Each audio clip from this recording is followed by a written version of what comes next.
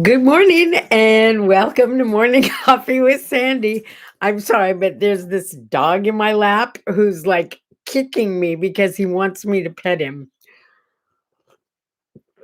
A sip and a smile. Good way to start the day. Okay, come here. Say good morning, everybody. Here's Bailey. Bailey is here right in my lap saying, "Hey, baby, I'm here. Rub my belly." Oh, did you notice my crown? Yeah. Sometimes it's just good to be the queen. That's all. And hey, this makes an awesome headband, to keep my hair out of my face because I hate when it's in my face. Let's see, where should we begin this morning? How about with a good morning? It's what? It's Sumatra? No kidding. That's really funny because I was really enjoying my coffee and I couldn't understand why you saying this coffee is Sumatra this morning.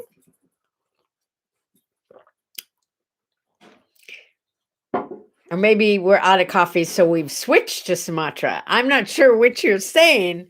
Oh, that's my sweetie. He's sending me messages from the other room to tell me about my coffee. All I know is I like my coffee this morning. Right now, tastes great. Let's see what's up. Oh, new rules. New rules. How cool is this? I mean, those of us who are double vaccinated, we still have to prove that we don't have COVID. So we still have to have a test. But I can go visit Fritzy starting next week. Like, I'm allowed to hold her hand and I'm allowed a hug. One hug. How cool is that? Oh, I'm so looking forward to that. Bailey and I went to talk to her through the window yesterday, and I told her that next week I get to hug her. She couldn't hear me very well. She didn't have hearing aids in, and they wouldn't open the window so she could hear. But she got the message. She got the message that she's getting hugged next week by me. Yeah, that's pretty cool. Yeah, I know. I get emotional about it. Either that or it's allergies. I'm not sure which. One of the two. Anyway, what is today? Today is Baked Scallops Day. I do like scallops. I mean, I love scallops. I haven't had them in ages, but baking them is kind of tough. You've really got to get that recipe down perfectly. You might want to try it or you might want to just go out for it because I understand that most everywhere you can go out to eat now. I don't know who's baking scallops, but they do taste good. And today is Scallops Day. It's also Plant a Flower Day. It's interesting to me that it's like crack day, like watch for the plants coming up through the cracks. And there's all these different, like, weird holidays that have to do with the fact that spring is just like right there and coming around the bend. You know what I mean? Oh, I love spring. Don't you love spring?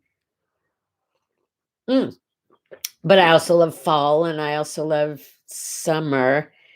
I'm not a big winter fan. No, I'm really not. Can't lie. I know some of you love the cold and the snow and all that good stuff. Yeah, I'm not a fan. Just sorry, not. Um Spring and fall. I like spring and fall. I like being comfortable. That's what I like.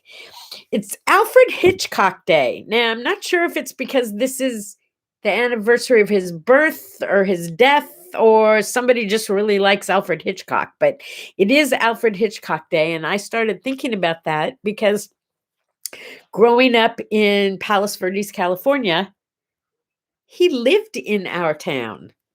He lived in this corner house that was like giant trees and plants all around it. So you could just barely see little pieces of this giant house behind the trees and everything. It was spooky scary. Now, was it spooky scary because it was Alfred Hitchcock's house, or was it Alfred Hitchcock's house because it was spooky scary? I don't know. Here's what I do know.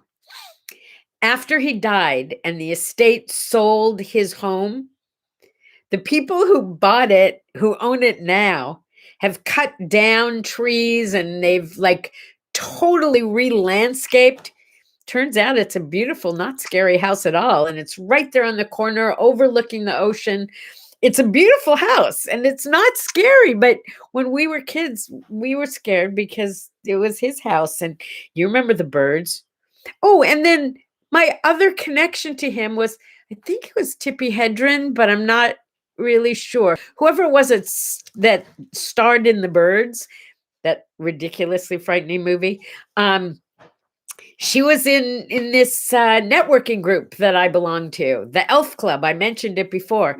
I named it the Elf Club because it was started by a dear friend, old friend of mine, Eileen Liza, and I called it Elf for Eileen Liza Fan Club. So we called it the Elf Club. And there were all these famous people in it. I think I've mentioned the club on some occasions, but we would get together once a month. Yeah, once a month at somebody else's house. And you had to be a woman in a power position. And you had to be nice. Those were the two requirements. You had to be in a power position and you had to be nice. So I met some really great women in that group. Really great women. And here's to Eileen for having the foresight to start that group.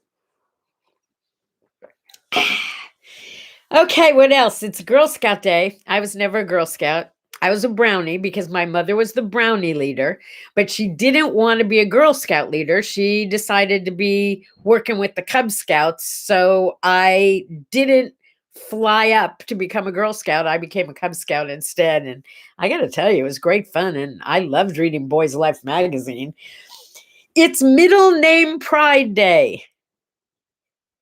Okay, can we talk here? I don't like my middle name. I've never liked my middle name. My middle name is Lee.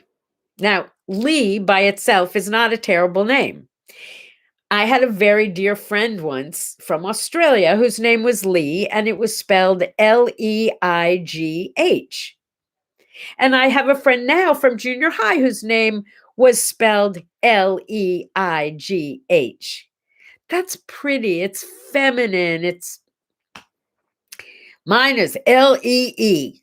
Lee. What's your name? My name is Sandra Lee. That's an awful name. I don't like my name.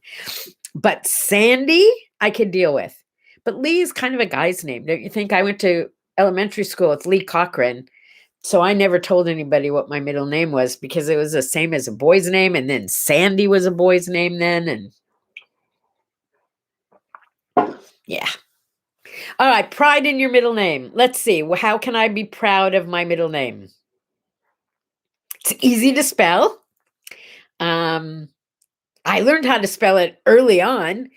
It actually kind of goes with Sandy Lee. Look at me, I'm Sandy Lee. Okay, that's it. I'm going to be proud of my middle name today. And maybe I'll even mention it a couple of times. Or when people say, hi, I'm so-and-so, I'll say, hi, I'm Sandy Lee. Nice to meet you. I made a note here to talk about family and relationships today, and I'm not really sure why I did that. Let me think for a moment. Nothing bad happened. Maybe I heard, I know what it was. I spoke to someone at tennis who was having some family issues. Yeah, and she really wanted to talk about it yesterday. I mean, I didn't even know this woman, and she really wanted to talk about her family issues. And my comment was very simple. You know what? Work it out. You don't have a whole lot of family in this world. That's an awesome connection. Work it out as best you can. And if you can't work it out, let it go. But don't stress over it. You got way more important things to do, right? You know what? I'm the guy who says cull the herd. If it's not working, walk away from it. If you can't get it to work, walk away if it's hurting. Only if it's hurting. If it's not hurting you, don't worry about it. I think relationships can be extraordinary, but sometimes they take a little work. And I'm as guilty as the next person of not putting all the work in that I can every single time. It's exhausting, right? Take care of you. And if you take care of you, the relationships will probably fall right into line. You know what I mean? In 1894 in Vicksburg, Mississippi, It was the first time at the candy store that you could buy Coca-Cola in a bottle. Yes, sir. That's a long time ago, 1894. We've been enjoying Coke in bottles for quite a long time, huh? It's oh, it's Liza Minnelli's birthday. You know Liza Minnelli, right? Judy Garland's daughter, got famous all by herself. Liza Minnelli did a song called Yes. And I was in a show once where I had that song. It was part of an Eben Cantor show that I was in. And at the end of the show, I was dressed. I was supposed to be an old lady, and I had my hair up in a bun, and it was all powdery white, and I had lines all over my faces, and I was wearing a granny gown, which I'm embarrassed to tell you came right out of my wardrobe, my personal wardrobe. So I'm wearing this flannel nightgown. My hair's up in a bun. So I want you to kind of picture it. And in the show, I was sitting on a giant wooden moon because I was supposed to be dead in the last scene. So I was speaking to all the other people in the cast from the moon. So I'm sitting in, yeah, I just kind of wanted you to get like, the feel of what was going on. And the song was such a great song. You should Google it. The song was Yes. And I'm telling you, I think it had an impact on the rest of my life. Yes, life keeps happening every day. Say yes. And it talks about all the things that could be happening. And it says, just keep saying yes. Just keep saying yes. Unless it hurts. And then learn to say no. There's a couple of words you need to use. It's James Taylor's birthday. Who doesn't love James Taylor? How can you wouldn't be human if you didn't. Sweet baby James. I would say he's on my top 3. Yeah, gotta love James Taylor's music. I could listen to it anytime, anywhere. Yeah, and sing along. Sweet baby James. This is also the anniversary of the death of Anne Frank. You remember Anne Frank? She was the young girl who left that diary of what it was like to be a Jew during the Holocaust. I was actually in Amsterdam. I was by myself that day, and I decided I wanted to go and visit her home, and I wanted to see the attic that she was in. I think I waited almost 3 hours to get into her home. It's that popular of it. It's not that big, and it's that popular of a place to go for tourists. Seriously waited for an eternity to get into that place. And I would have to say it was worth every moment of waiting. It was so touching.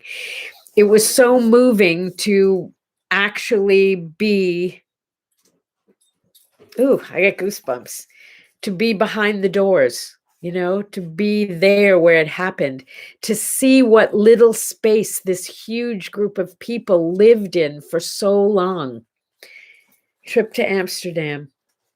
Yeah.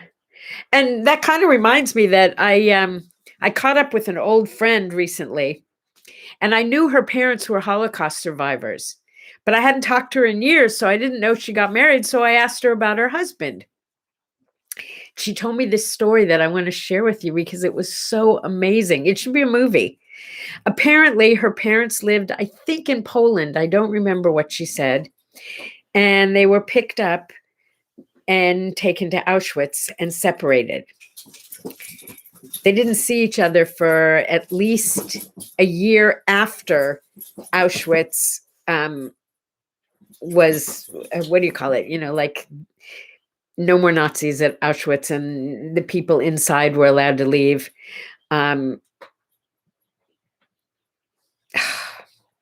Anyway, they were both taken to Auschwitz. The good news is they both made it through Auschwitz. The husband and wife were not well-to-do in Poland, but they were, like an average couple, and they were taken to to Auschwitz, and also taken to Auschwitz, was another woman about their age who had worked with the husband. So they knew each other. And interestingly, the two women became friends in Auschwitz. Bailey is about to eat a box of Kleenex. I need to stop him. Don't do that. No, that's not your toy. So the two women met in Auschwitz. Miracle of miracles, they both survived Auschwitz, but then they were both sent to Bergen-Belsen, and they survived that. They went their separate ways, but they stayed in contact. One went to Israel, one went to America. The one who went to America was my girlfriend's mother, who, right before she went to America, got reunited with her husband miraculously, and together they went to America, but they stayed in contact. Some 40 years later, 30 years later, 40 years later, they got together in Israel. And the Israeli woman said to my friend's mother, my son is traveling the world and he wants to go to the San Francisco Bay Area. Didn't you tell me you have a child who lives up there? And she said, I do. And I'm sure she would love to have him visit. So P.S., not right away, but they got married. Yeah. How cool is that? Talking about having the same history as your spouse. And apparently they've been married for like, I don't know, 30 years now. So it's pretty awesome. Yeah. Here you go. Here's those miracle stories. It's Working Moms Day. Are you a working mom? I know a lot of you are. A lot of you had working moms. I was a working mom. It's so interesting to me, the difference between the way our children see us as working moms and we see ourselves. I had a rule. I had a lot of rules, but I had the following rules for work. When I was a single mom, my job had to pay at least $10 an hour, which was a huge amount of money 40 years ago, right? 45 years ago. It had to pay at least $10 an hour. And I had to be able to bring my kids if I needed to or wanted to. So I found these like amazing jobs where I was like the head of a park program for a while. I did magic shows. I was a promoter for a circus. I sold popcorn at a circus in addition to promoting the show. They were all things where I could bring my kids with me. They were great jobs. And my son remembers it as I was always busy working and I didn't have time for him. Really? Because you turned out to be about the coolest kid in the whole wide world. Want to see what he looks like? That's him. Isn't he beautiful? Anyway, he loves me. That's all I can tell you. He thinks I was a great mom, but he also thinks all I ever did was work. So, working moms, here's to you. It takes a lot to be all of it. So today, pamper yourself a little bit if you're a working mom. And if you have a working mom or you had a working mom, do something nice for her today. This is a day to honor your working mom, because you couldn't have made it this far without her. True story, that. Okay, finally, it's time for word art. Today's word art, I didn't bring it, but that's okay. You can go look on What Do I Say, What Do I Do? Because what it says basically is, if you're not willing to lose it, don't lend it out. You know that old saying, neither a borrower nor a lender be? There's a reason for that. If you lend something, you anticipate that it will come back to you. And that it will come back to you in the same condition that you lent it out in. And that doesn't always happen. In fact, it happens infrequently.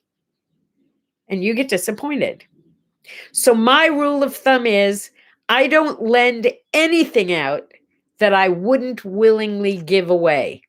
That includes money. It includes things. You want to borrow something from me? You may as well keep it, because I'm going to be okay with it. If I get it back, great, I'm delighted. But if I don't get it back, no loss, because I was expecting not to get it back. That's all. And I'm perfectly willing to say, you know what, that is so important to me. If you lost it or you broke it, I don't know that I could ever forgive you, and your relationship with me is more important. So no, I can't lend it to you. But I can lend you $20 to buy your own. And that lending, that would be a gift. I might not tell you, but it would be a gift. So don't have this be a reason to start asking to borrow things from me, because I'm going to be upfront with you. Neither a borrower nor a lender be. Good way to end the day, isn't it? And again, a sip and a smile. And by the way, I'm a hypnotist, and that was only a suggestion. See you tomorrow. Have a great, great Friday. Weekend's here. Woohoo!